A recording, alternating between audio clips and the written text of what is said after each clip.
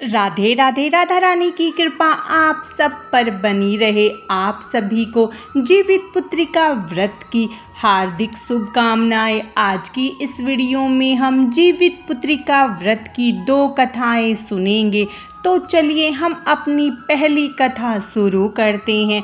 जीवित पुत्रिका व्रत को जीवतिया या जीतिया भी कहा जाता है। बहुत समय पहले की बात है कि गंधर्वों के एक राजकुमार हुआ करते थे। नाम था जीमूतवाहन। बहुत ही पवित्र आत्मा, दयालु, वह हमेशा परोपकार में लगे रहने वाले जीमूतवाहन को राजपाट से बिल्कुल भी लगाव न था। लेकिन पिता कब तक संभालते। वानप्रस्थ लेने के पश्चात वे सब कुछ जीमूतवाहन जी को सौंप कर चले गए। लेकिन जीमूतवाहन ने तुरंत अपनी तमाम जिम्मेदारियां अपने भाई को सौंपते हुए समय वन में रहकर पिता की सेवा करने का मन बना लिया। अब एक दिन वन में भ्रमण करते करते जीमूतवाहन काफी दूर निकल आए।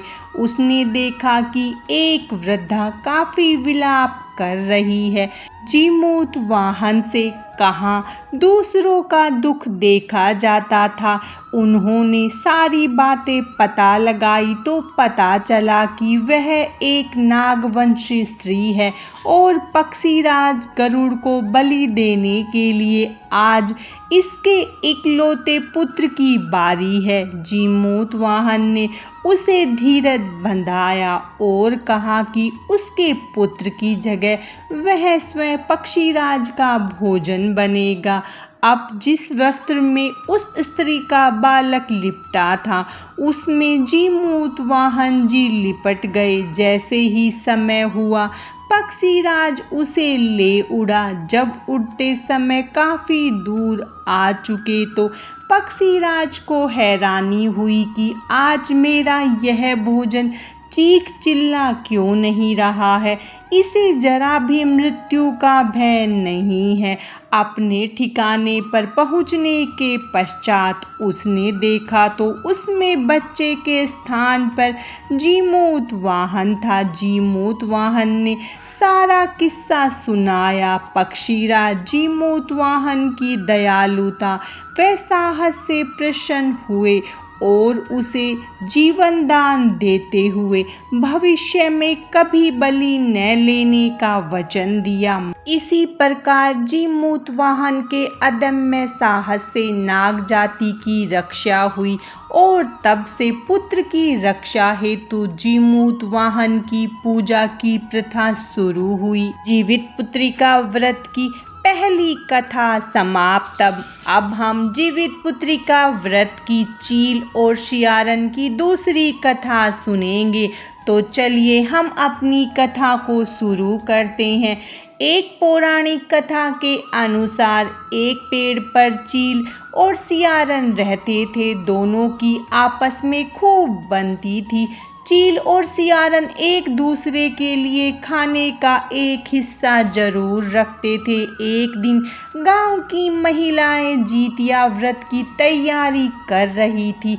महिलाओं को देख चील के मन में भी इस व्रत को करने की इच्छा हुई। उसने जाकर सियारन को सारी बात बतलाई। इसके बाद चील और सियारन दोनों ने जीतिया व्रत रखने का तय किया। अगले दिन दोनों ने व्रत रखा लेकिन सियारन को भूख और प्यास लगने लगी।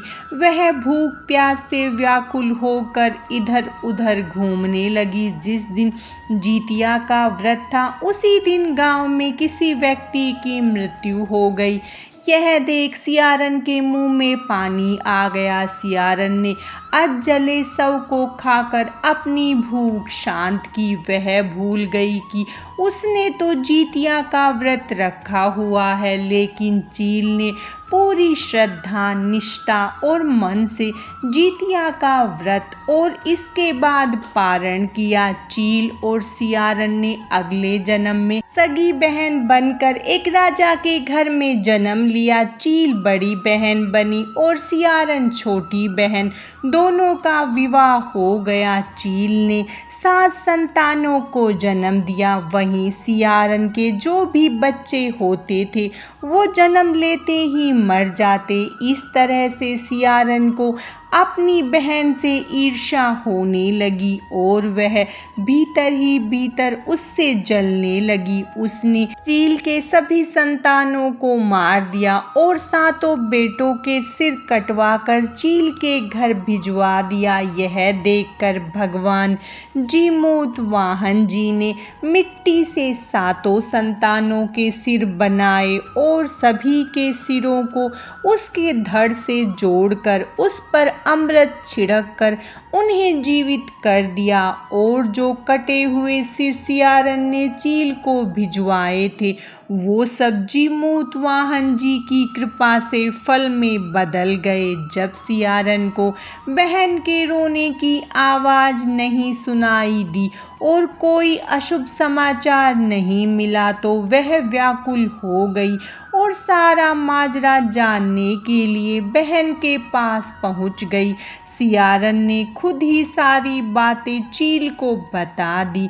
तब चील ने उसे पिछले जन्म से जुड़ी सारी बातें बताई और यह सब सुनकर सियारन को अपनी गलती का पश्चाताप हुआ। इसके बाद चील सियारन को उसी पेड़ के पास ले गई और भगवान जीमूत वाहन की कृपा से उसे सारी बात याद आ गई और सियारन को अपनी भूल का आभास हुआ। उसने चील से क्षमा मांगी और अपनी बहन के बताने पर जीवित पुत्री का व्रत विधि विधान से किया तो उसके पुत्र भी जीवित रहे। जीवित पुत्री का व्रत की दूसरी कथा समाप्तम। राधे राधे।